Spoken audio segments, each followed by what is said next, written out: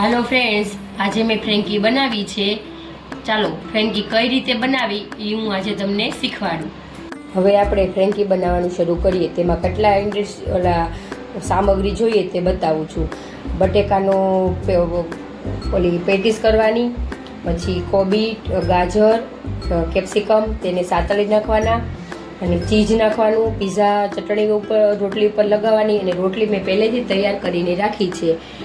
પછી તેમને લોઢી ઉપર હવે હું કરવાનું સ્ટાર્ટ કરું છું. સાતળી નાખી છે. બંને બાજુ રોટલીને આવી રીતે ઘી મૂકીને સાતળી નાખવાની. એક સાઈડ એક રોટલીનું ઉપર કડક થઈ જાય પછી તેની ઉપર આપણે લગાવવાની પીછા ચટણી.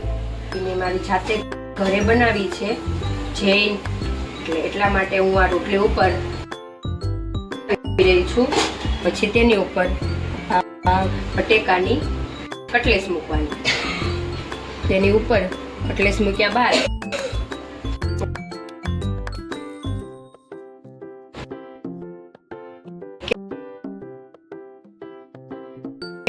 ફ્રેન્કી મસાલો મિક્સ કરી થોડું નમક નાખી અને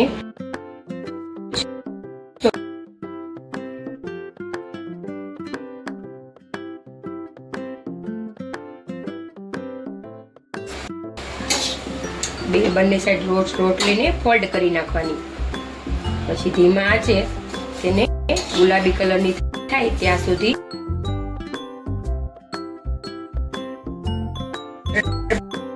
તો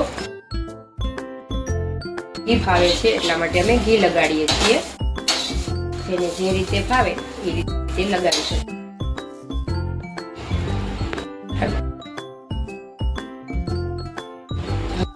આપણી ફ્રેન્કી તૈયાર થઈ ગઈ છે. તેને હવે કટ કરી સર્વ કરવાની.